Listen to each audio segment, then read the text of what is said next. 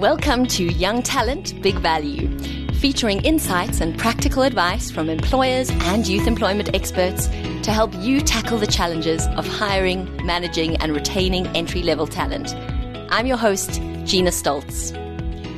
In this episode, I'm joined by Annemi Pfister, who leads as product head at Capitec Bank, together with software test analyst and fast-growing digital talent, Nhlanhla Mkasi. We'll explore the challenges employers face around the fierce competition for attracting and retaining critical digital skills and the innovative approach Capitec is taking to build fresh pipelines of young talent and secure their future business advantage. We'll also hear from Evan Jones, the CEO of the Collective X, who'll share with us some expert insights on what employers can do differently to address their digital skills gaps and reduce the significant costs of offshoring their digital work. We start today with Annemi. Annemi, thank you so much for joining our conversation. It's great to have you here. Thanks for having me. So let's dive into our first question. So Capitec is one of the fastest growing banks in South Africa. And we know that to sustain that growth, you need great talent. In the conversations that we've had with you previously, we know that in South Africa, there is a big talent war for digital skills. And this comes with a lot of high costs, from fighting for grads from top universities, the poaching that goes on between organizations, and also that up to 70% of South African businesses are offshoring their work because of the significant shortage of skills that employers are facing, which is of course resulting in a huge loss of up to 8.5 billion rand in export revenue. So this is a huge challenge for employers. And I wanted to ask you, what were some of the challenges that you were facing as a business that led you guys to take a different approach to hiring entry-level digital talent into your product teams? I think two of the main challenges we had, the first one was more of an internal mindset, the mindset of our hiring managers. We all want to hire young talent, but then it always came with, we want 1 or 2 years of experience. So that really, it narrows the pool down, and it was a big challenge for us to sort of open everybody's way of thinking and say, let's just try something different. Let's give our young people a chance. So that was the first one. And the second one is, the pool for scarce skills, it keeps getting smaller and smaller. So we really had to get creative and think outside of the box of how do we get tech talent into the company and grow them from there. That's really interesting. I mean, this constant battle of employers wanting new talent, but also not wanting to remove some of those traditional, as you say, mindsets around we need this qualification, we need this level of experience, etc. But also, as you mentioned, this real challenge around the scarcity of the skills, particularly from a tech perspective. And so we also know across all sectors, hiring people with little work experience or no formal qualifications has historically been, and in some cases is still very much seen as a huge risk to employers. Especially for roles that require those scarce skills. A lot of employers don't want to take a risk on somebody who's coming in with no experience because of the pace of the work, the constantly changing demands from a tech perspective. So what is Capitec actually doing differently to avoid this competing for the same talent in that very small talent pool, still finding suitable talent to meet the needs of the business and at the same time mitigating that risk of hiring less experienced people? Yeah, we decided to partner up with DigiLink and try something else, try something new. And the nice thing about the DigiLink program is that they almost take all the risk on themselves. We had little to no risk in the program, and how it works is they provide us with the right tech talent that we are looking for. We can give our requirements of what skill set they need to have, and the program is for a year. So they will do the upskilling, the workplace readiness training, all of those things that they take off of our plates. And at the end of the year, we still have the choice to say, do we want to employ that person or not? So for me, it was really a win-win situation because they take the risk away from us, they take the effort and the time away from us, they do that for us, and then we still have a choice at the end whether we want to employ. In our case, we took on all our candidates. We were very happy. Another benefit to that is even if you then do decide afterwards, I can't employ all of them, they then still have a year worth of work experience. So if they do go and apply somewhere else, they can say, I worked at Capitec for a year. So I think it's just a lot of benefits, low risk. It just makes life easier for us as well. Beneficial to both parties, both you as the employer who's getting a whole new group of young talent that's coming through, but also for the young person, as you say, who's getting exposure to the work within an organization like Capitec, a huge brand, able to put it on their CV and move beyond that into other work opportunities. So Annemi, you mentioned the DigiLink program. For our listeners who might not know what the DigiLink program is, this is a work-integrated learning program with a focus on digital skills, powered by Harambee Youth Employment Accelerator. We'll be hearing from Evan Jones from the Collective X a little bit later in the conversation, and he'll share more detail about the program with us. And this program, as Annemi mentions, is a year-long program where they bring young people into an integrated and immersive learning experience where they are working directly with teams from different employers who are investing in the program. They are being led and mentored and supervised to deliver on work required from the employers who are looking at building additional capacity or looking to recruit new talent into their teams. So it's a really amazing program, and we'll get Evan to share more details on that a little bit later. So for you, Annemi, through the DigiLink program and the experience you've had working with the young people and bringing them into your teams, what for you and the Capitec team has been the greatest business benefit that you've realized through this different approach to securing talent for your product teams? I think one of the biggest benefits was that we could almost request the skill set we needed and get that relatively fast. So it saved us time from going to look out there for the right talent. DigiLink took that upon themselves to find the right people, do the assessments. DigiLink provides the training, so that's also not covered by Capitec, which just takes the stress and the cost away as well. And then another thing for me that stood out was the fact that even though once the candidates start moving into teams and they start getting tasks to complete, there's still someone from DigiLink who's looking after them, making sure that they can do their time management, making sure that they're okay and that they are performing as they should. So for me, I think that was a big benefit. And then the last one, I think, is the retention. I'm happy to say that we've got 100% retention of all our DigiLink candidates. So I think it's just about giving someone an opportunity, and they took it on, they did the hard work, and now I think we've got such a nice partnership. They want to be here, they want to grow within the company. So for me, that's wonderful. I think that's a massive benefit. That's amazing to hear. Are you able to share with us perhaps the percentage or the statistic around the increased retention from when you were hiring young people prior to using this program? I don't have that statistics, but I can say that we've got 15 testers and 2 programmers, and they are all still at Capitec. And I mean, it's been 2.5 years, almost 3 years for some of them. Even some of them have already been promoted to the next level of testing. So that's just a wonderful testament to the program. I think that's really, really exciting to hear that these young people are not only coming in, having a fleeting experience and then moving on, that there's real investment, and that they're adding real value to the business and growing into new roles where there's a need or a gap in the team. You know, this work integrated learning program has become quite a popular thing. It's become, something that a lot more organizations are looking to try and use it as an approach. But I think a lot of employers are not yet aware of the value that they can derive from a work integrated learning program.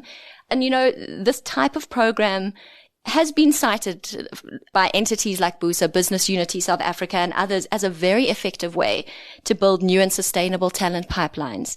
So why has Capitec invested in this approach? You said, of course, it's helped to really reduce time to sourcing and screening for the types of skills that you need for your product teams. It's really helped to increase the retention. But why has Capitec chosen to invest specifically in this approach versus other approaches? And how is that feeding into the broader strategic objectives for the organization? I think it really talks to the heart of Capitec wanting to make a difference out there for South Africans. We all know in South Africa, we've got job scarcity and our young people are struggling. And so when we saw this opportunity or this program, we just knew it's actually our responsibility, and almost, I feel like it's all companies' responsibility to be part of the solution in helping our young people get into the workplace. So for me, the question is, why wouldn't you do it? It's just, for me, it's a bigger picture of, let's make South Africa better. Let's help our young people, get them into the workplace, get them some experience. And I think that was the biggest reason why we felt, along with all the other benefits, we just thought this is a great program to try out. And for us, it worked really well. So, I mean, I think that's very powerful and very critical that all employers are going to take on this responsibility or ownership for solving this crisis that we have. But in addition to that, employers also have a bottom line. They have to derive value from the talent they're bringing into their organization. So from Capitec's perspective, aside from, the do good, the heart, the very noble cause of supporting young people in our country, why is there value to be had from an organizational or strategic business perspective in taking on an approach or different methodology like this around, securing future talent pipelines? It was just low risk. So for me, it was always like, why wouldn't we try this? What is the downside for us? There was no downside for us. We had a year of people helping us test our software that did work for us, and we could test them out. And so many times when you interview someone, they could be perfect. And then once they start, you employ them, they start, and within the first month, you realize this person is not up for the challenge. Yeah, absolutely. Well, that's it. You can come with the best qualification. You can come with some experience, but as you say, a month in, you may not be well suited for the role. But given a year of immersion with a team, exposure to the ways of doing things, it really is that integrated experience which allows them to excel and succeed once they are fully immersed in your environment. I think at Capitec we understand that in future the talent pools are just going to keep getting smaller and smaller. And so we really needed to look at a different way of creating those pipelines and just create as many pools as we can through various ways and means. So I think not just sticking with one traditional way of recruiting and looking for talent, we really had to look at this option and say, let's try this as one other option. We're also looking at other ways like our internal mobility program, to grab from our internal skill set, retrain them, move them into the skills that we really need. It's part of that innovative and be creative way of thinking. That's absolutely brilliant. I love this thing you've mentioned, the internal mobility program. That makes absolute sense. And I'm sure this is a challenge that a lot of employers are going to be facing in terms of securing scarce skills moving into the future. But I don't think all employers are thinking about, innovative approaches or different channels of bringing people into the business, or everyone's trying to solve the problem, but we often default to those traditional ways of thinking or approaching talent acquisition. So, Annemi, you shared a little bit about your internal mobility program. Can you share a bit more with us about how that's linking to what you're doing around building pipelines for scarce skills? Sure, yeah. We started our internal mobility initiative at Capitec to provide our non-tech roles or operational roles with an opportunity in tech. So what we did there is we look at people like our service consultants in the branches or our call center. We assess them to see whether they have the right capabilities. And then we have different cohorts for entry-level roles, tech roles like testing, programmers, business analysts, data analysts. And so one of the cohorts, the testing cohort specifically, because we partnered with DigiLink previously with the external testers, we said, can we please still partner with you for our internal people? And they did. They were flexible. They said, let's look at this. How would a program like that look like? And we had 9 internal employees who went on the program. They got upskilled. They got certified. They got workplace readiness again. They got the support from DigiLink. And at the end, they were all successful in moving into actual testing roles within different product teams. I think that's so interesting that you mentioned that, because a lot of organizations are bringing young people into the business, but then they have a headcount freeze or they can't absorb new talent. And I think this is a brilliant way to be able to mobilize people within the organization without, hiring new people where that's a challenge for organizations. And I think from a talent perspective, that becomes really appealing. I come into Capitec in one role, knowing that there's this opportunity to be upskilled and move into other roles. And that's something that's really powerful for attracting new talent. So I'd love to ask you, this is my last question to you. You've really shared some great, really practical insights that I think will resonate with a lot of employers. What practical advice would you share with other employers who might be listening, who've not yet explored these new approaches or who are not thinking differently about securing talent for their future pipelines? Well, I think I'll just suggest that they try something different. And I think with Harambee and DigiLink, it was easy to try it because of the low risk and because of the value that we could get out of it. And we started small, right? Our first pod were 5 people.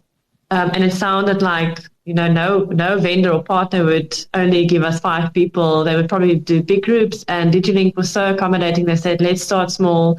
Let's build this program together. We had 5 testers. It went well. We also looked at it afterwards and said, what can we do differently or better for the next pod? We incorporated our strategy of getting test automation into the skill set. So we said, for the next pod, let's focus on that. Let's bring some training in for automation. And so the next pod there were 10 people, and they all went through training, automation training. And so I think that's just a great way of having a partnership like that, to say, let's do it. But when we get to the end, we review, we iterate, we build on that, we improve, so that we can continue this and that it makes sense for both parties. I think that's really, really powerful, this thing of just start small, just try, just experiment. And I think a lot of employers tend to not want to take those risks, particularly the decision makers, because what if I advocate for this thing and it doesn't work? It's a risk to my reputation, it's a risk to the organization and the cost. But what you've mentioned about a program like DigiLink is the risk sits with them, and there's so much benefit to be had from an employer perspective. So I think to our employers who are listening, start small, look into alternative channels, be willing to try, iterate, learn from.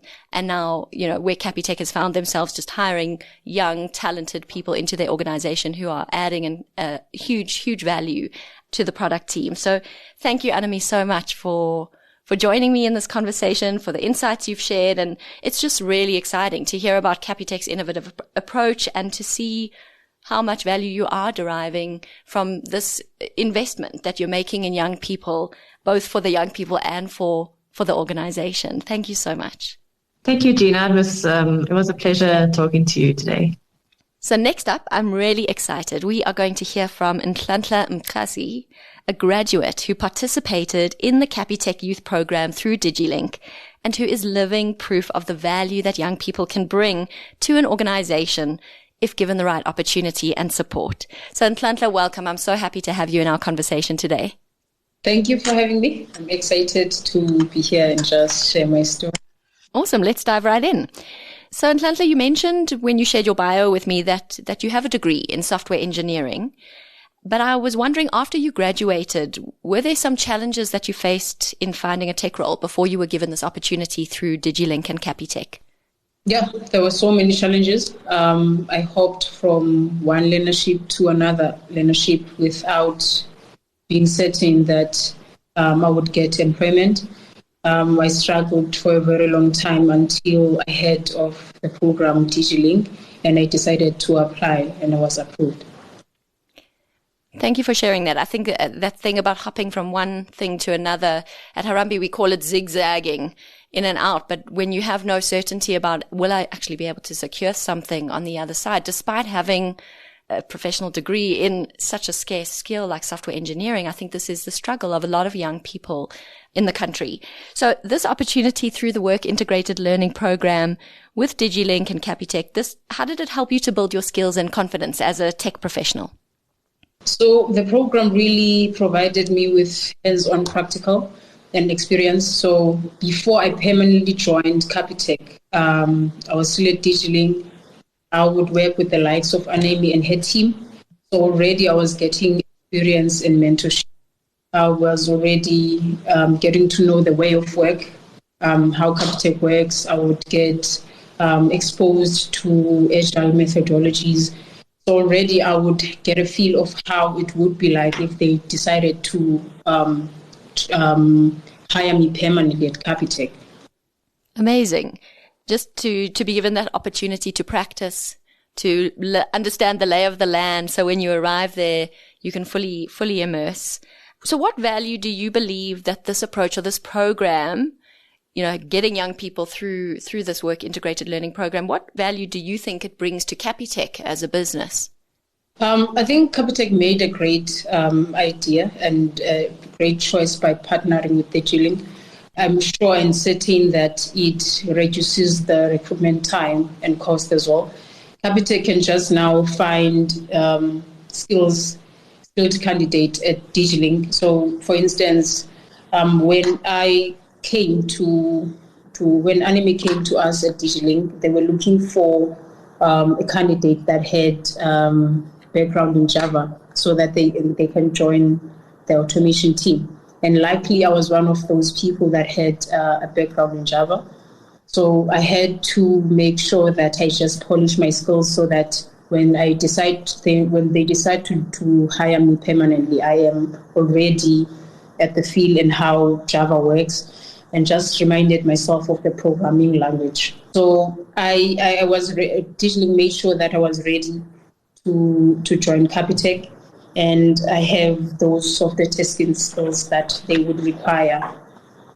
The thing of which Annemi has mentioned as well is the taking the pain away from, being prepared with the skills before they arrive in the organization, having the training done, having the opportunity to be mentored and have that time to practice and master those skills.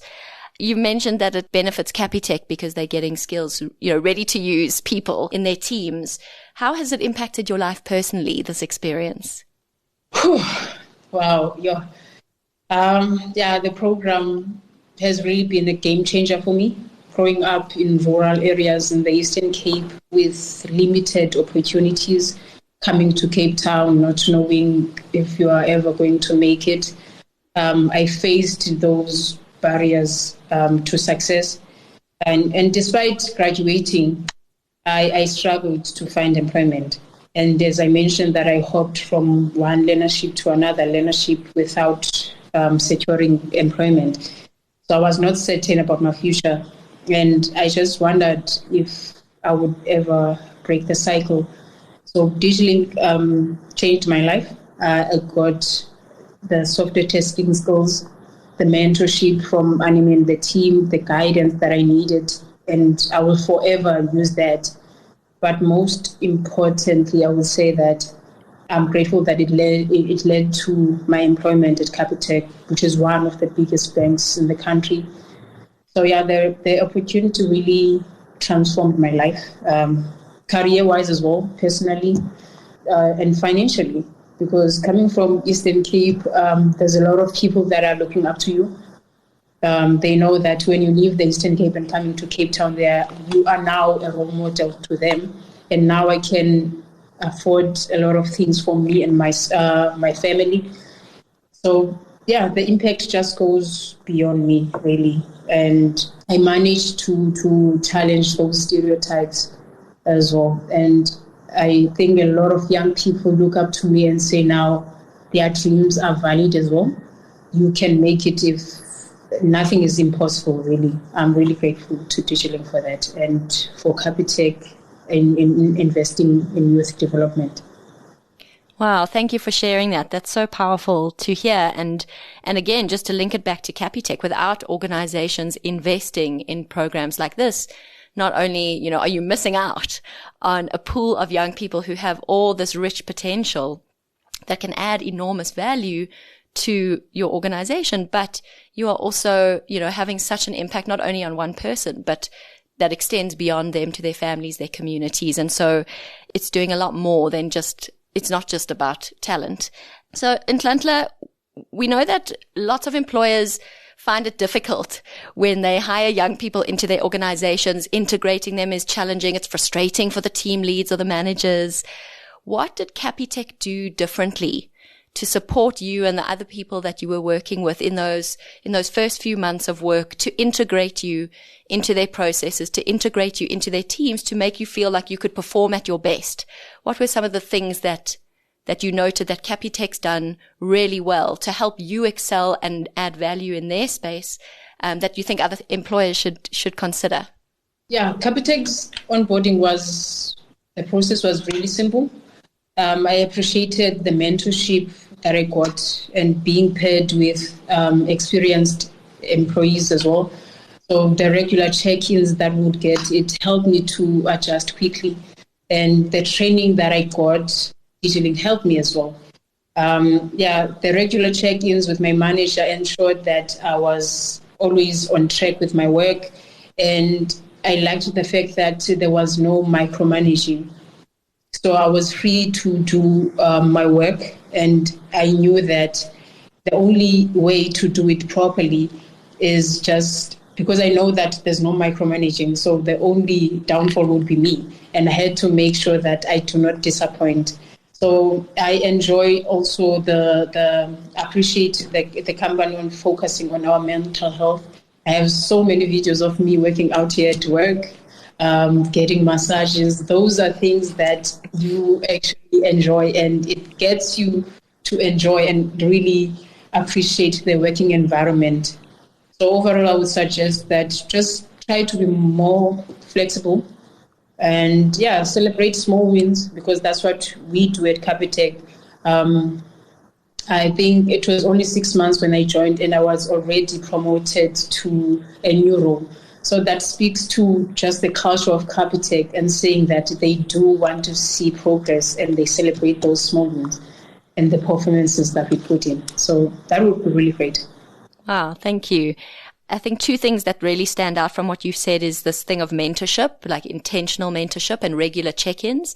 I think a lot of young people often come into organizations, the pace at which an organization is functioning, it's like sort of, fit in, get on with it, do your thing. But for young people who have all that potential and talent, it needs to be given the right support to really be nurtured and sort of amplified. And so that thing around mentorship, intentional check-ins, making sure you're on track. And then you also mentioned something which I think is critical for all of us in terms of this need for autonomy. We don't want to be micromanaged, and particularly this young generation, we refer to them as Gen Zs, who are sort of causing a lot of havoc in the workplace at the moment. Gen Zs want autonomy. They don't want to be micromanaged. They want to be given that space and time to do their thing. But that also comes with the responsibility of the management and the frontline leaders to be able to provide that support, to have space for check-ins, so that there's that balance of, I'm here for you, you can ask me questions, but I'll leave you to do your thing, and you have to take accountability for that. So I'm really glad you've raised that as well. So my final question to you, Nhlanhla, is, as a message or a parting message to our employers who are listening, what would you tell them if they need talent for tech roles, but they aren't looking outside of traditional talent pools? What message would you say to them? Given my background, I know firsthand the challenges of not finding work into the tech industry. I applied so many times with no response, or just we are sorry to inform you email. So I would really say to employers that consider non-traditional candidates. We may not have the traditional background, but I know for a fact that we are eager to learn. And DigiLink trained me to be a software test analyst, but I am now an automation engineer, something that I would not have thought it would happen.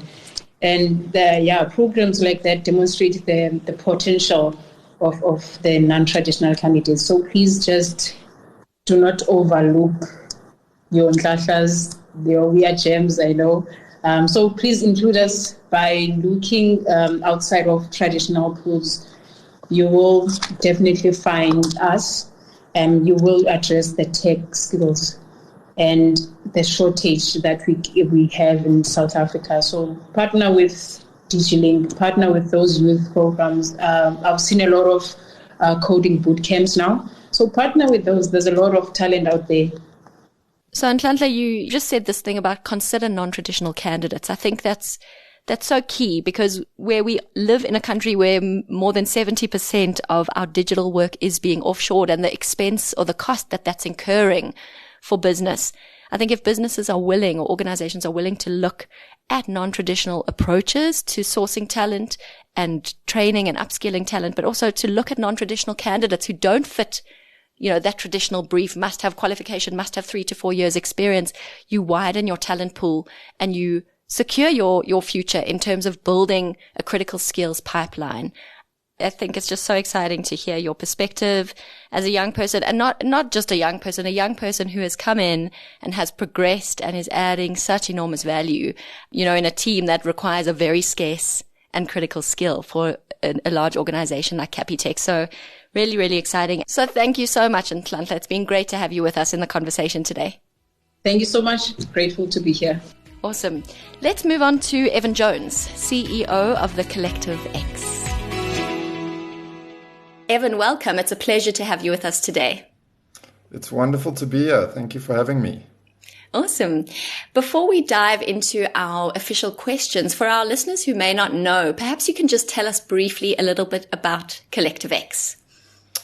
Sure. So the Collective X is a not-for-profit organization that's been set up to really coordinate a national effort around scaling up the most in-demand digital skills that South Africa needs.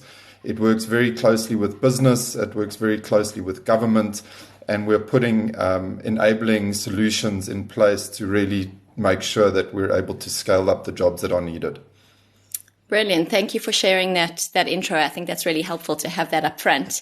So before the Collective X, officially came into being, and the work that you are doing now as an entity, what led you and others working in this space to realize that there is this very serious need for alternative skilling and hiring approaches, specifically in the digital economy? So digital jobs, we know through an enormous amount of research that we have what we call a supply and demand mismatch in South Africa, meaning there are far more jobs than the sort of skills coming through various skilling institutions and universities. We estimate that there's over 60,000 of these jobs that are needed.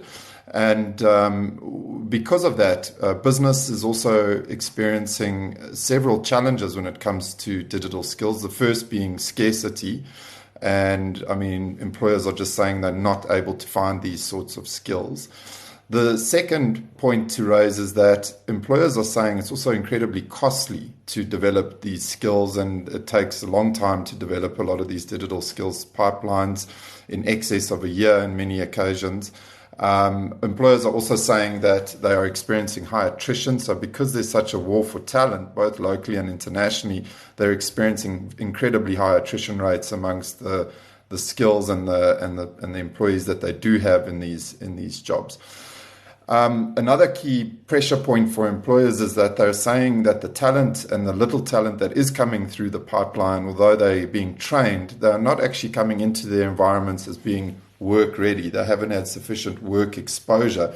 And with these higher levels of complexity digital roles, much like accounting or legal practices, they need levels of apprenticeship and mentorship to get proficient in the workplace and to fulfill their functions.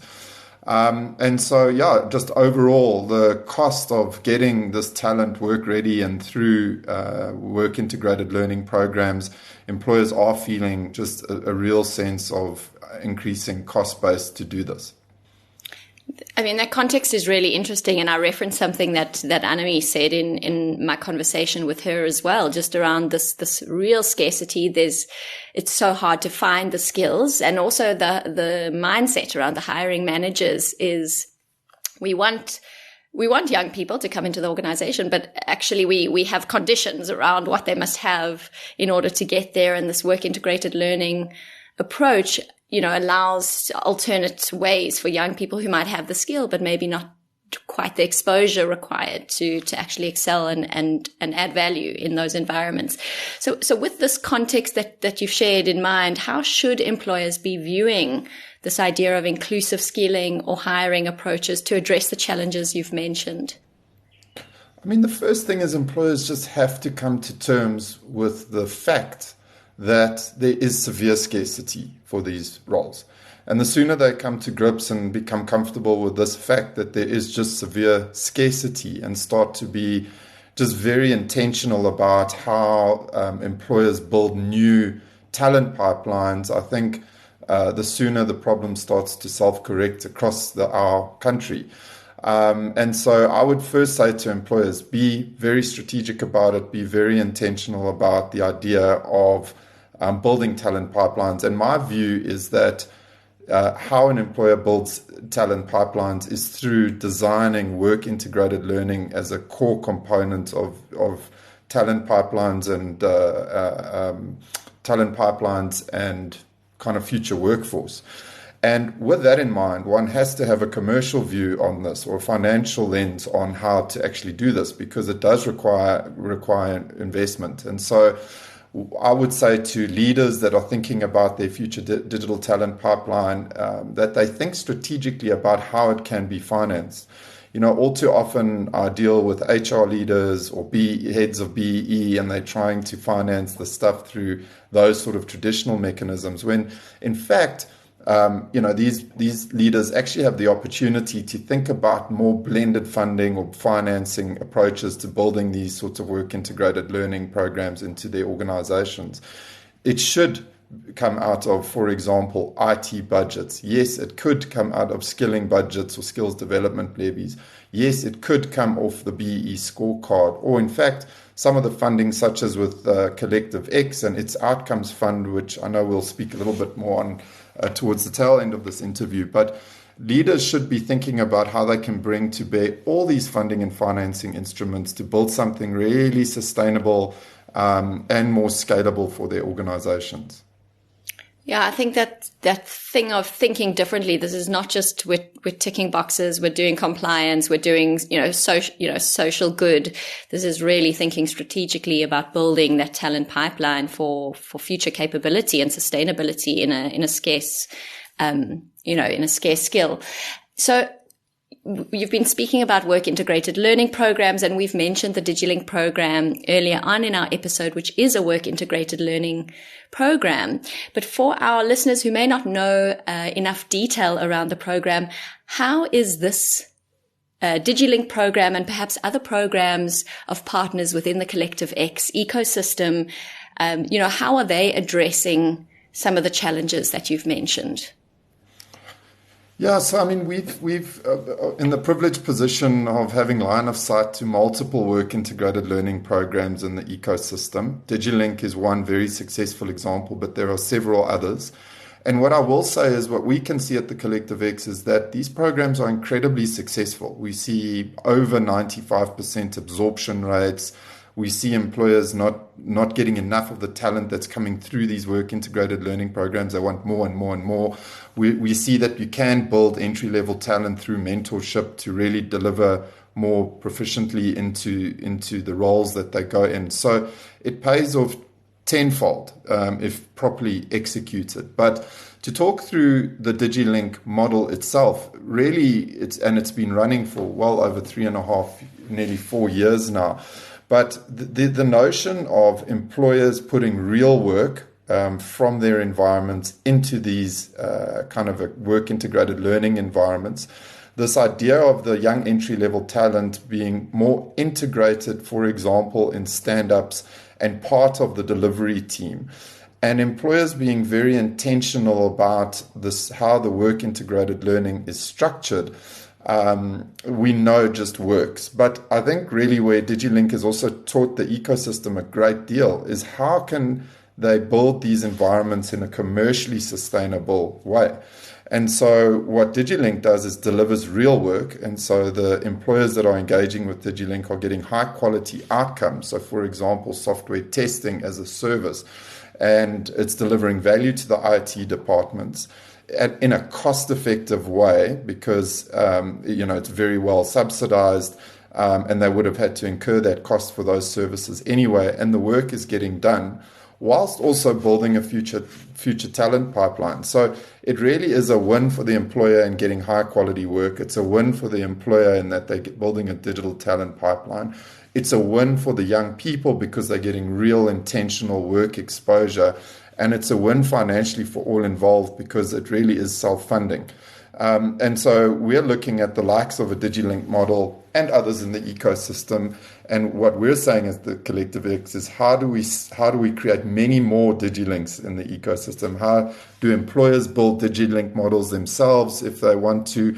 How can they work with their training partners to replicate the DigiLink sort of model?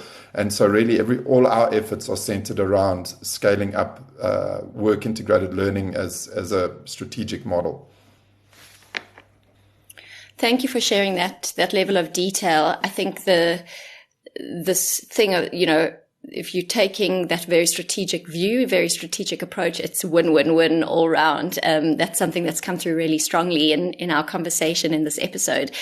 In terms of, you've spoken about IT teams, you've spoken about, really looking through a financial or commercial lens when thinking about these alternative skilling and hiring programs.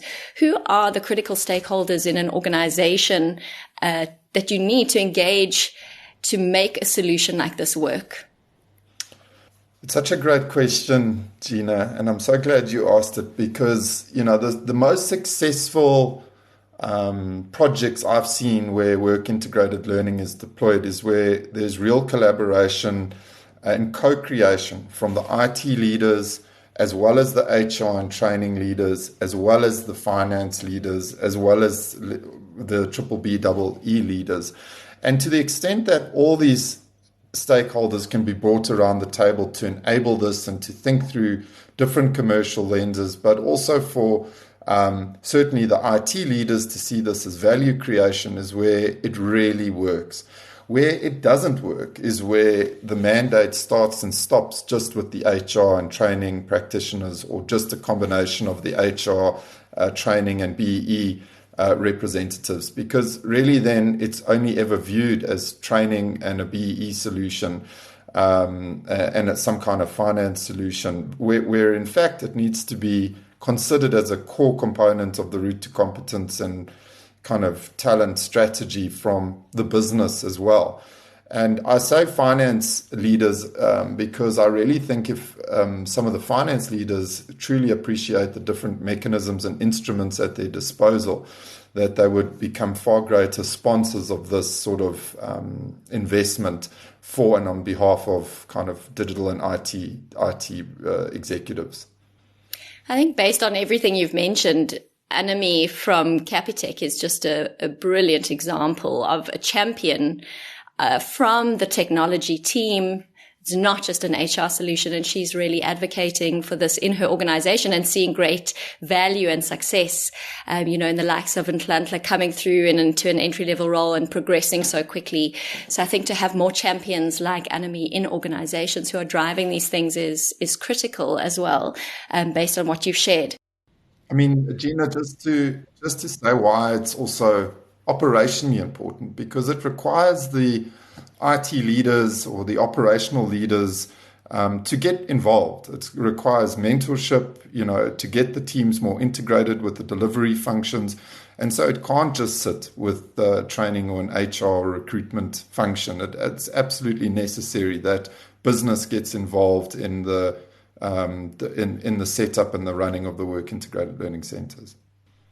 I'm so glad you've added that, because it sort of leads us directly into what was my next question. And I think you've already shared a lot about what does good look like in the context of a work integrated learning program. You've mentioned some things already, but are there some other ideas or information you can share for our listeners around what good looks like in this context?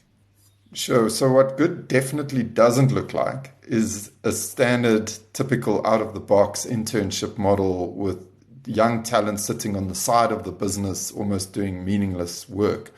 So what good looks like is a far more integrated approach with real meaningful work that entry-level talent gets exposed to under the mentorship and leadership of business. And so a point I really want to underscore is real quality, meaningful work, not just some side project. I think the outsourced model of enabling these work integrated learning centers vis-a-vis business giving real work or outsourcing real work or into these work integrated learning hubs is an absolute must. And we just see young people, when exposed to real work, their levels of competence almost hockey stick and exponentially get much, much, much better. The idea of strong mentorship from business and leaders and specialist mentorship is absolutely vital. And so one, again, can't expect just a trainer or someone taking young people through certification to be that level of mentorship.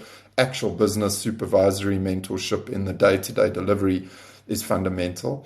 I think all too often we also think about this as just being technical skill sets. I can't emphasize enough how important work readiness is for this talent pipeline as well, work socialization. And increasingly what digital leaders are saying is that entry-level digital talent also need to build a hunger and a desire to want to, and an appetite for ongoing learning because of the rapid advancements of technology. These young people, in terms of work readiness, should want to have an appetite for ongoing learning, and also have and fall in love with technology and how it changes. And so I think that work readiness and work socialization piece, in addition to the technical training, is so vital. And then I think what good looks like is that the model is able to unlock, and I spoke about it earlier, but shared value commercially. You know, if work integrated learning hubs are delivering value into business, that should be deemed as, you know, shared value commercially. It should be deemed valuable for the young people as well, in that as they move through the work integrated learning, that they themselves are potentially remunerated more as they progress into higher, more complex tasks through their work integrated learning.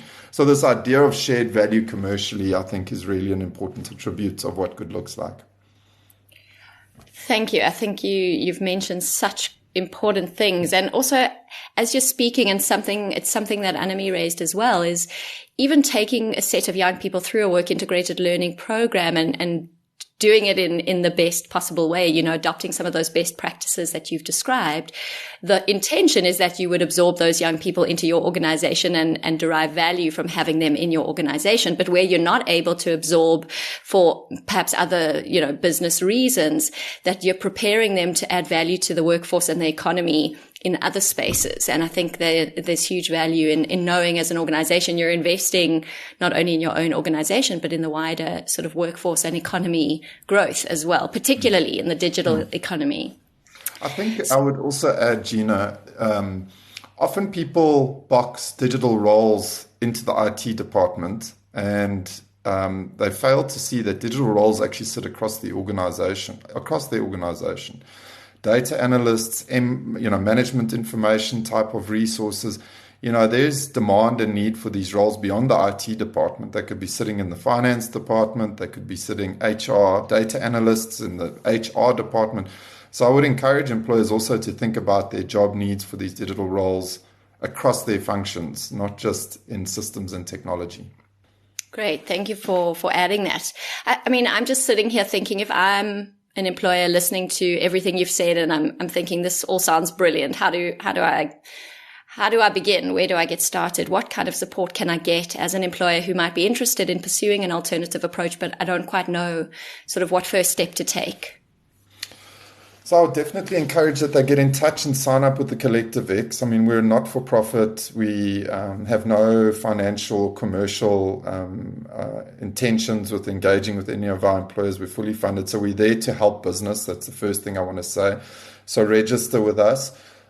Start to join our calls, which we host every second month. We spend a lot of time talking about work integrated learning. We spend a lot of time talking about different competency frameworks, and there's an entire community of organizations with whom we have access to and we can expose employers to.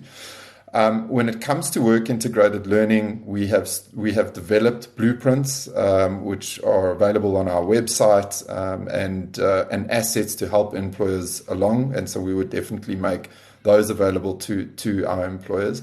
And then importantly, we also have we're a team of 20 people now within the Collective X, and we have a number of specialists that can meet with them or meet with you, guide you, and help you get on track on your journey around these sorts of models. And then finally, what I would say that we could help with as Collective X is there are a number of showcases around the country and different organizations doing this who we would be more than happy to expose employers to as part of their own learning journey. Amazing. Thank you for sharing all of that. And just to mention some of the resources that Evan has shared, which sit on the Collective X website, we will link some of those in our show notes of this episode to guide our listeners to find them easily.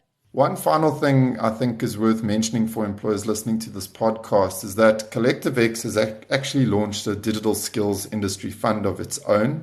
We just launched a fund of 50 million where employers could apply for this funding. We closed the application window at the end of October in 2024, but we will be opening up application windows 2 to 3 times a year, with our next window in February of 2025.